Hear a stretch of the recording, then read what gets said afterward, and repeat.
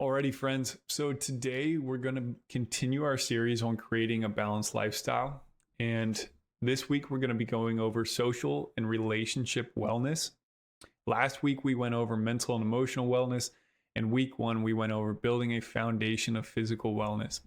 So, as a precursor to this entire discussion, I want you guys to be aware that when it comes to trading, there are so many different factors at play. We're not just talking about your strategy and technical knowledge on the subject. We're talking about your discipline to follow that. We're talking about your risk management portfolio and your plan. We're talking about how you are mentally in general outside of trading and how that will affect directly your trading ability. And I'm also talking about your physical health, your physical wellness as well. So when I go over risk management and wellness and psychology, there's a reason that I'm talking about all three of these topics. It's because they directly affect your trading ability. So keep that in mind as we move forward in today's discussion about social and relationship wellness. These things will bleed into your, they'll bleed into your trading career, but they'll bleed into every other aspect as well. So if you are struggling mentally, physically, or spiritually, I can assure you that those struggles will start to bleed into your trading career, as well as your relationships, as well as and so many other factors. So I don't want to spend too much time on that. My goal with all of these lessons are to have concise lessons to educate you guys, but also have actionable tools that you can take to immediately improve whatever aspect of your life that we're talking about. So today, those actionable skill sets are going to be aimed towards social and relationship wellness. So in today's lessons, we have two parts. They're going to be pretty quick. We have part one being the role of social connections in overall wellness. So why is social connections and overall wellness important? And then part two of today's lesson is going to be strategies for building and maintaining healthy relationships. So we're going to go over why they're important. And so now when we know that they are important, how to continue to build and improve our relationships. So it's going to be pretty quick. So bear with me and hopefully you guys learn something. Let me check the chat before we get started. Make sure everything's going well. Sounds like it. Everything except for Trader Joe's neck. Hope you feel better, man. So let's jump into it. Part one, the role of social connections in overall wellness. Physical and mental health is my first point. I have a quote by Dr. Andrew Huberman. If you guys aren't familiar with him, he's a role model in my life and a mentor of sorts to me. He's a doctor at Stanford School of Medicine. He also runs a very popular podcast, and he's an ophthalmologist, biologist, neurobiologist, overall pretty smart guy. So I draw a lot of inspiration from him when talking about overall wellness. This is his quote. Humans are wired for social connection, and meaningful relationships are crucial for our mental and physical health. That's right, crucial for our mental and physical health. And just another precursor to this lesson, all of the facts that I have stated, all these bullet points are backed by well-conducted clinical trials at well-known universities for the most part. So moving forward, strong social bonds have been shown to lower the risk of heart disease, reduce stress, and improve overall mental well-being. Social connection reduces levels of cortisol, which is the stress hormone, and increase oxytocin, which is a feel-good hormone. It promotes feelings of trust and bonding. And research has also demonstrated that people with strong social networks tend to live longer and healthier lives. These relationships provide emotional support during difficult times, boosting both mental and resilience and immune function. That's pretty crazy. So again, we're just going over why these social connections are so important for our overall wellness. So I have one more point going over the role of social connections. That's going to be emotional well-being. So I have a quote starting this portion off by Robert Waldinger, And he is a really well-known psychiatrist at Harvard School of Medicine. And so I also draw some stuff from him from time to time. And he has a huge role at Harvard School of Medicine and in the study of adult development um, chapter of the university. So his quote is, "Good relationships keep us happier and healthier." The reason he says this, the context around this quote, is they conducted an 80-year-long study on what role social connections play in human wellness. And so it ties directly in with our relationship to our lesson today. And so the number one insight that they got from this 80-year study at Harvard is that close relationships and social connections are crucial for our well-being as we age. So people with deep, meaningful connections reported lower levels of anxiety and depression. Social interactions provided opportunities for emotional expression, helping individuals process emotions and reduce psychological burdens. That's a big thing what I talk about here. A lot of my lessons are one every week. So 1 out of 3 lessons are focused on psychology and how I think many of you, especially the more mature traders here, and mature meaning how long you've been in the trading game, understand that the psychological aspect of trading, in my opinion, is much more difficult than the technical knowledge and acquiring that technical knowledge to prove successful in the market. So when we talk about reducing psychological burdens in our life for trading, if that's the only reason you're here, well, we're talking about how these social connections in your life, these relationships, will immediately and directly affect your psychological aspects of your life. So I highly encourage you guys to work on your social and connections and your relationships. And part 2, we're going to get into some tools on how to do so. All right, last bullet point I have in the role of social connections and overall wellness is, that was it. I said, okay, now we know the role of social connections and overall wellness. Let's talk about the strategies for building and maintaining healthy relationships. So again, I started with a preface in our first point, going over how our overall wellness affects our trading. Well, here's another preface for us. I truly believe to my core that communication is the number one skill set that we should learn as humans. And I believe that with every fiber of my being. The better you are at communication, not only with others, but with yourself and regulating your own emotions and your mental states, is so, so important. And there's so much research to back that up as well. So as a precursor, if you guys have not read the book, Crucial Conversations, Tools for Talking When Stakes Are High, I highly recommend you jump on Audible, give it a listen. Jump on Amazon, order the book if you like paper copy, or order it on your Kindle or whatever it is. Crucial Conversations has truly changed the way that I communicate with everybody in my life for the better. It has helped me in so many different ways, and I'm actually going to start reading again for the second time this month. So I'm super excited about that. Highly recommend that.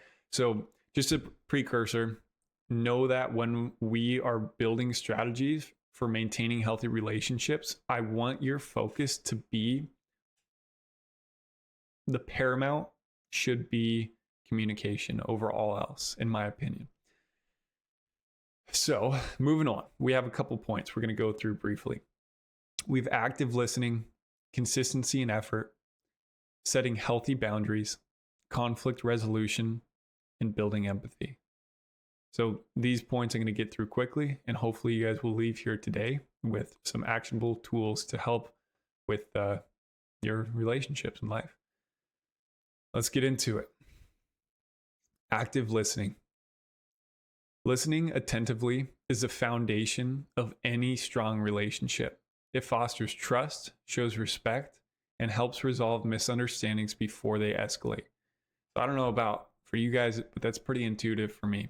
Oftentimes, and I'm guilty of this as well, we may find ourselves thinking about our own response instead of listening to what the other person actually has to say.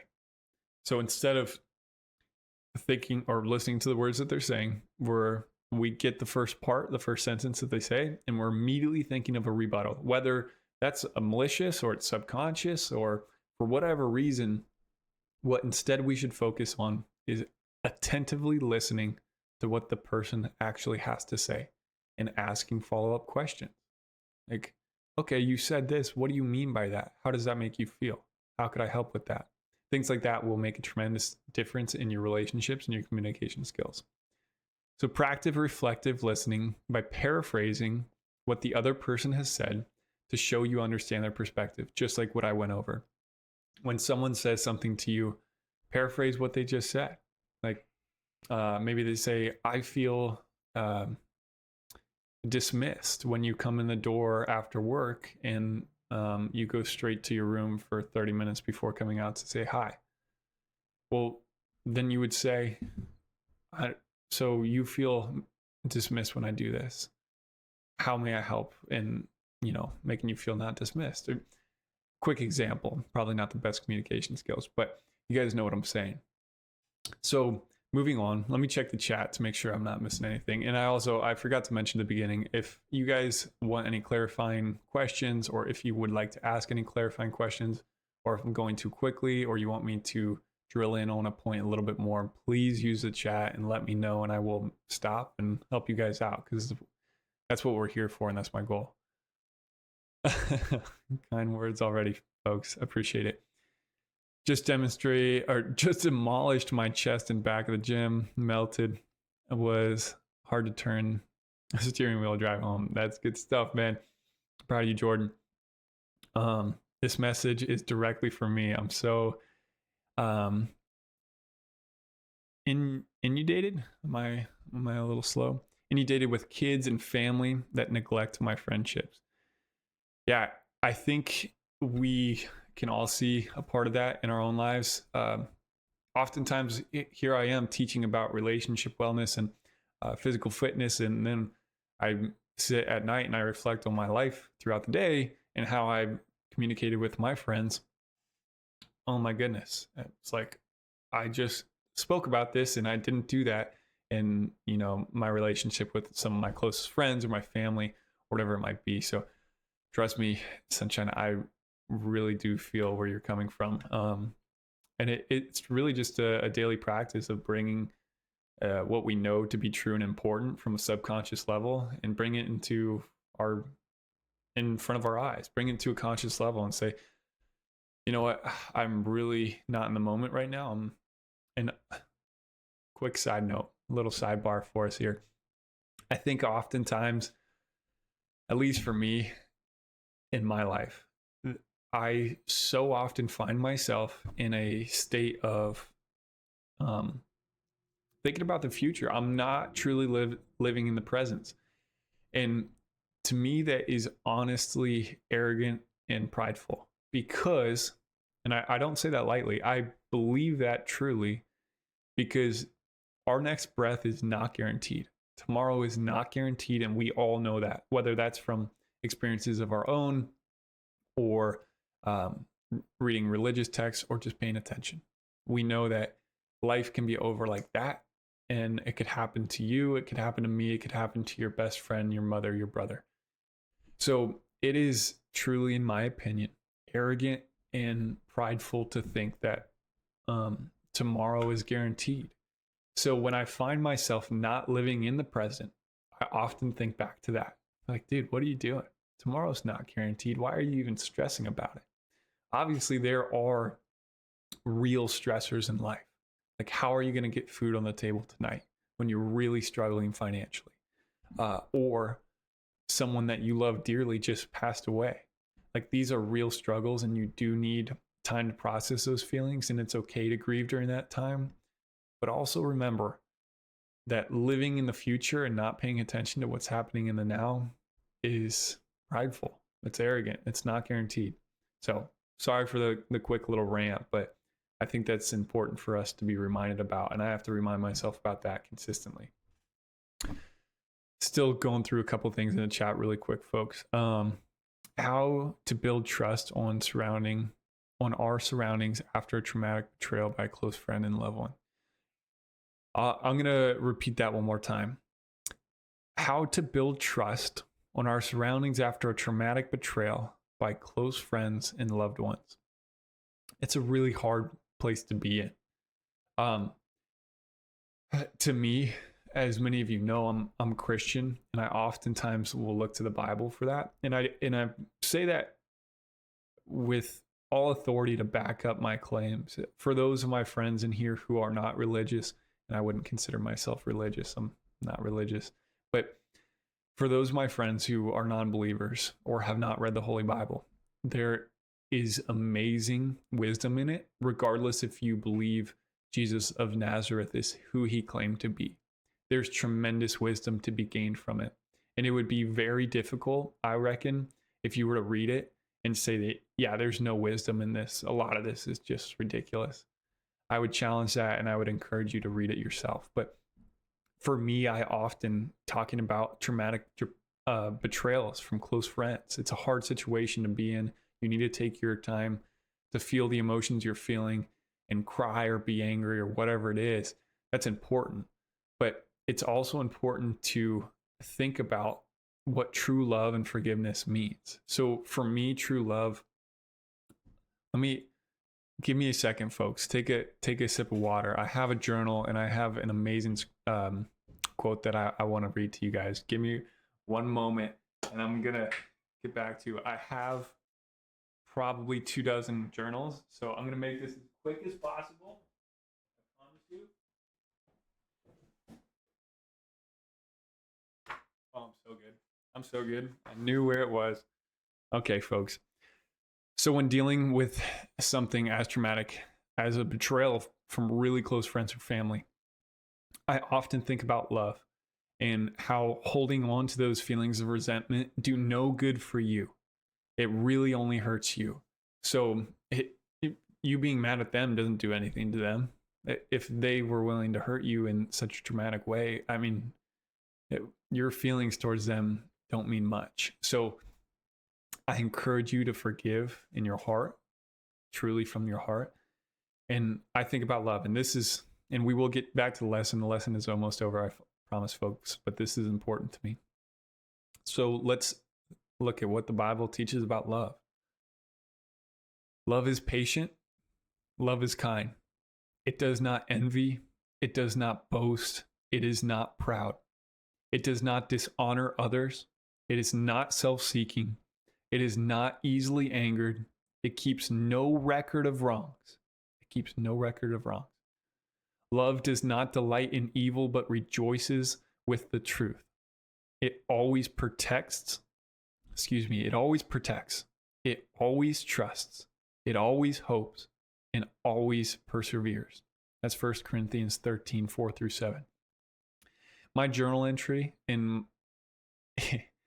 I oftentimes will read this probably weekly, and I will replace the word love and it with my name.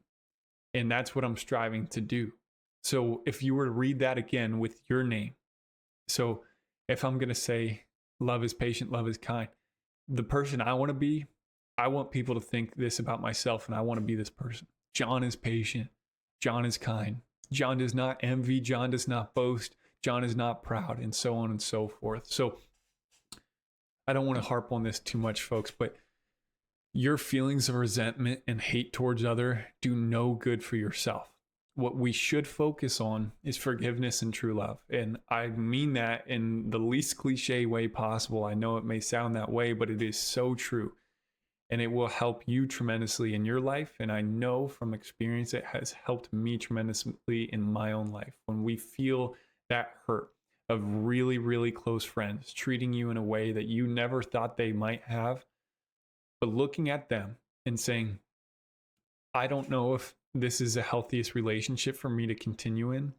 So I'm going to have to step away from being friends with you for a while. But at any point that you want to come back and treat me differently. I have already forgiven you in my heart. Now I will welcome you with open arms.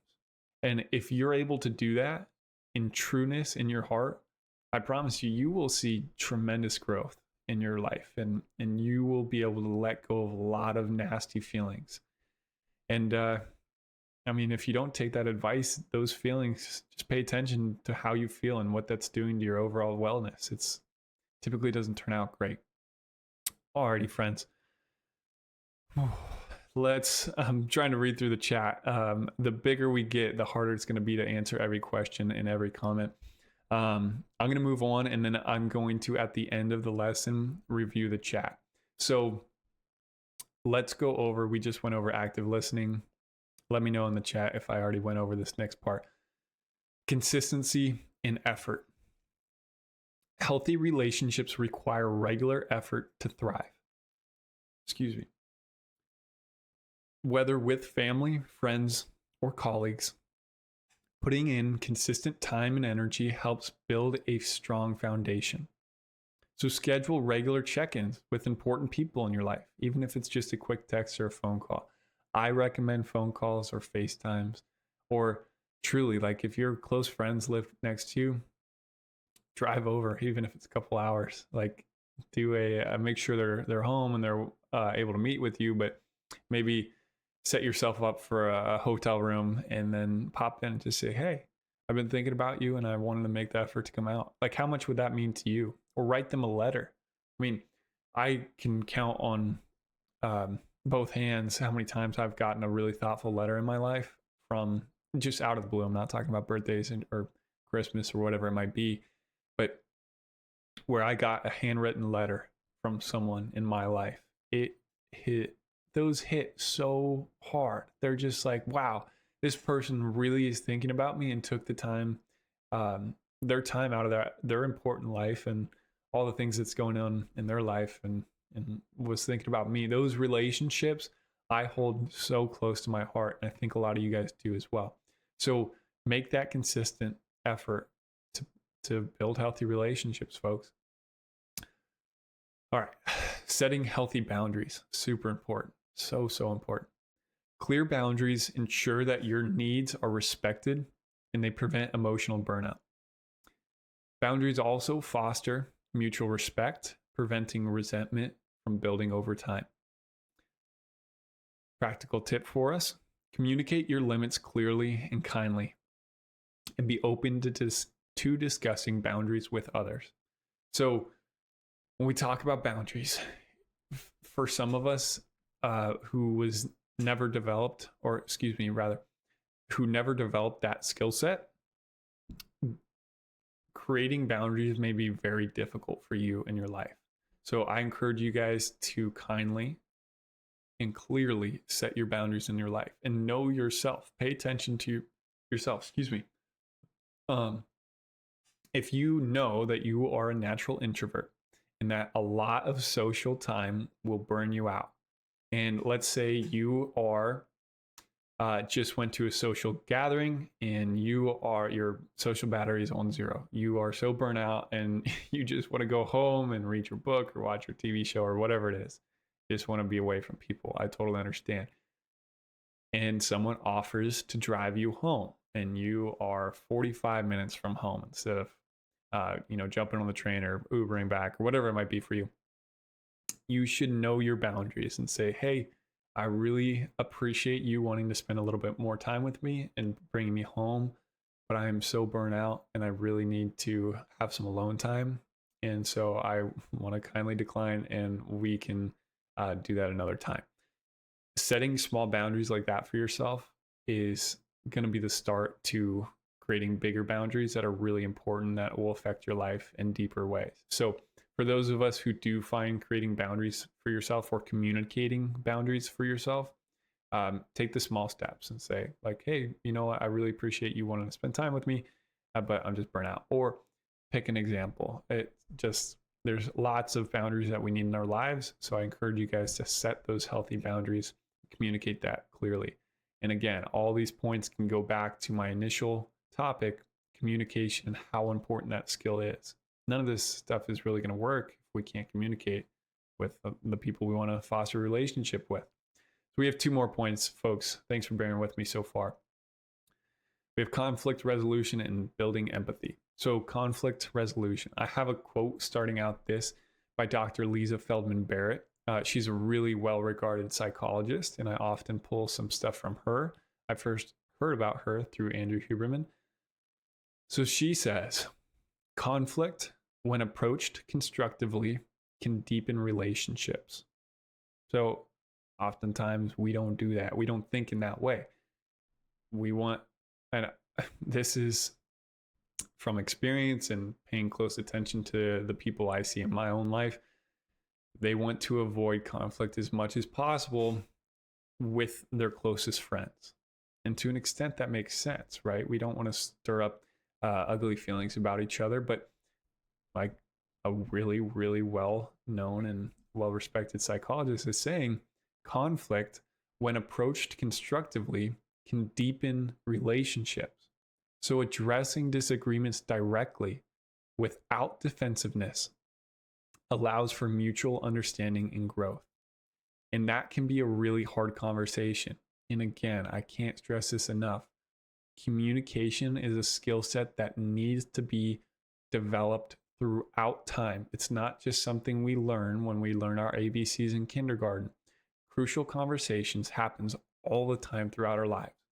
Whether we let them slip by and don't have them, that is also affecting your life. So I highly encourage you guys to build that skill set up and have these conversations. And so again, just to reiterate that, I'll read that point one more time. Conflict, when approached constructively, can deepen relationships. Addressing disagreements directly without defensiveness allows for mutual understanding and growth. And so a practical tip for that, a skill set that you guys can take, is focus on I statements during conflicts. And Crucial Conversations talks about this, the book.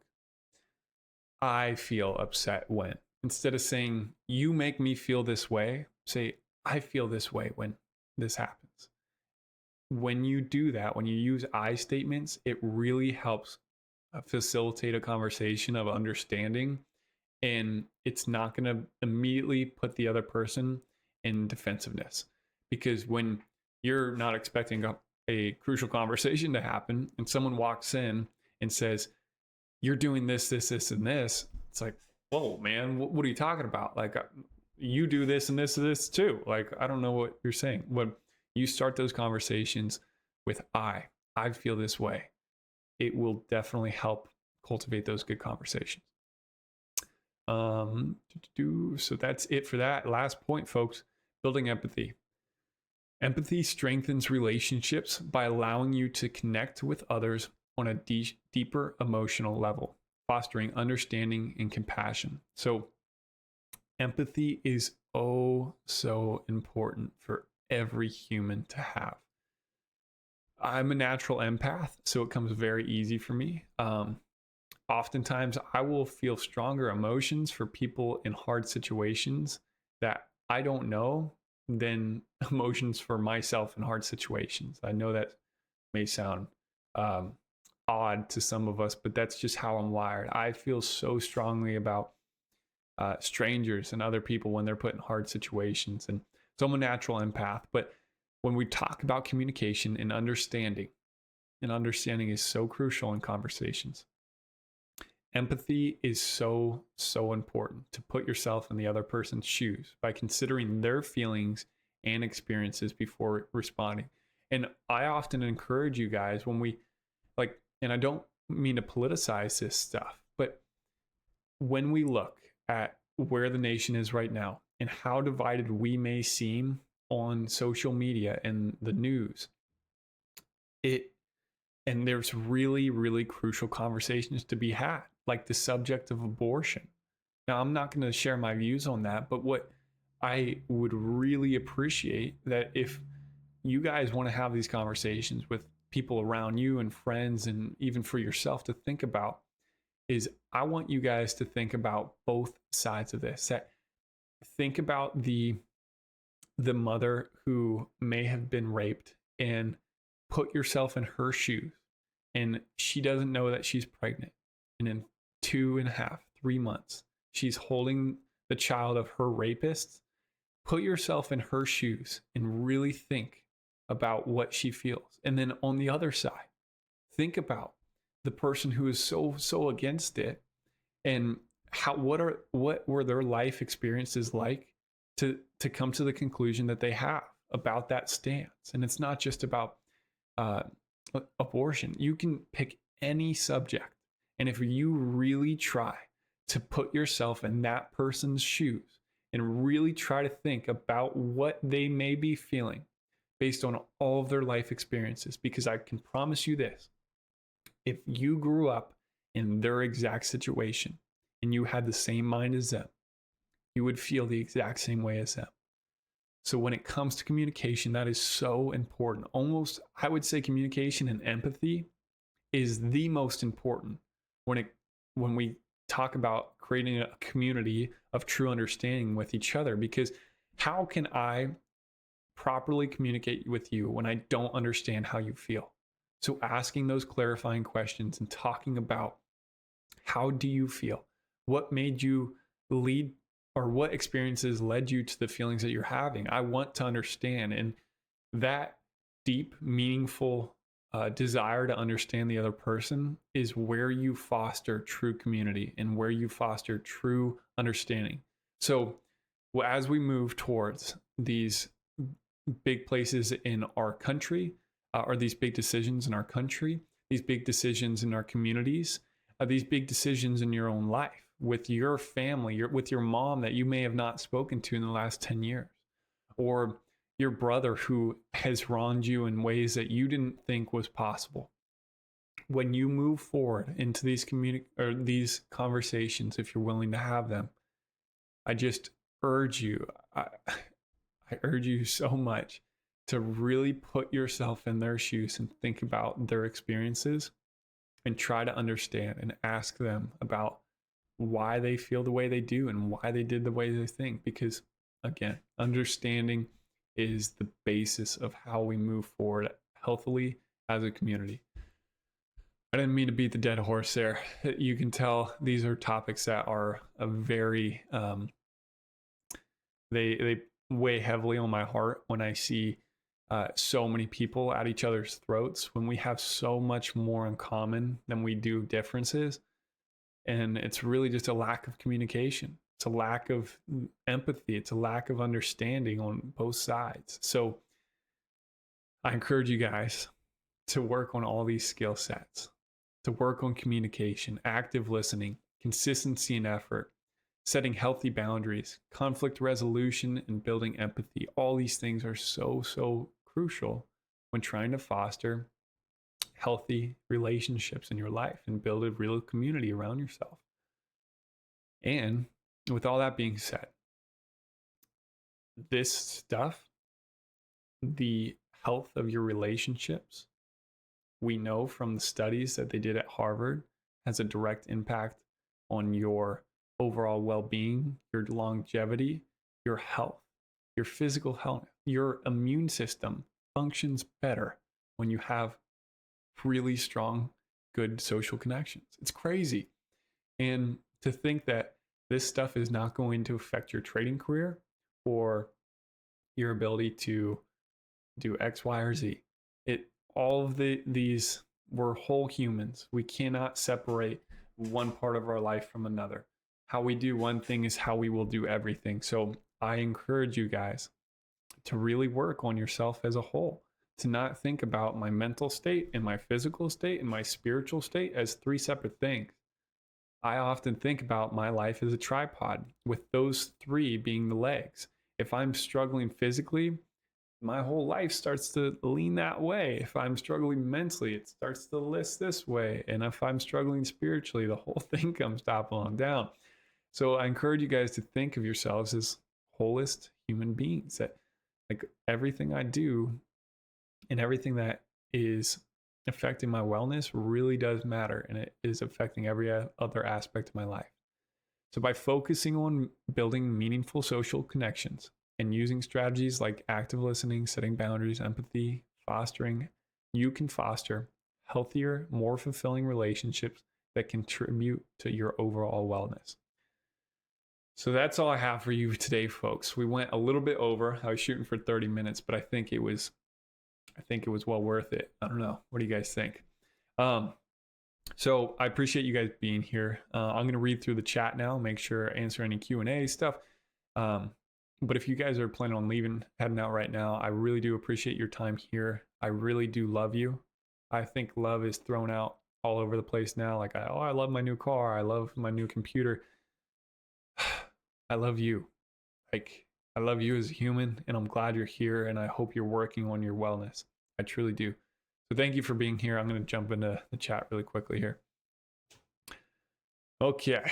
Therefore, do not worry about tomorrow, for tomorrow will worry about itself. Each day has enough trouble of its own. From Matthew, the Gospel. That was 6:34. Thanks, Brandon. Anything that we give, we keep. So if we hand out love, we get to feel that love inside of us too. But if we give hate, we are the ones who experience it. Forgiveness and love are altruistic, but also very self-serving. Love that. Thank you, Sunshine. Was that you? That was good. That was good. Salazar, this is so true. Not only with friends, but family that has wronged you. I literally stepped away from parent just because of the harm they caused more than the good. Yeah. I mean, shoot. It's true. Very helpful. Appreciate the kind words, guys. I love you guys too. What was the name of the book? Highly, highly recommend. Crucial Conversations. I would have included the author, but it has like 5 different authors now. Look up on Amazon. Crucial Conversations. And so Crucial Conversations. Tools for talking when the stakes are high. And I think the version that I have now, which is the latest version, is volume 3. And it has like 5 or 4 authors. So highly, I think one of them's Patterson. Highly recommend that book. Dude, it will change your life. If I could put one book in the education system around the world, it's a requirement to graduate school, high school, let's call it. The book I would recommend would be Crucial Conversations. I cannot imagine how much healthier this world would be if we were all working on the skills of communication that this book helps teach you. So, so important. Thank you. Don't let John catch you being dehydrated. That's for sure, man. You must be one of the OGs. Often talk about how much, for Americans, I know at least, I can't speak for the rest of the world, 70% of all Americans are in a constant state of dehydration. Consistently, 70% of us are dehydrated.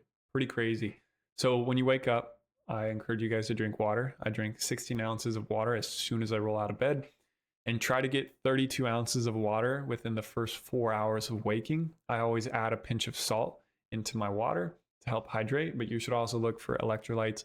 I get my electrolytes through whole foods, like my potassium and magnesium coming through foods, but to get sodium, just add a pinch of salt in your water. If you guys are scared of salt, there's a lot of new studies that are showing that we're actually not getting enough salt in our diets. So don't be scared of a little salt.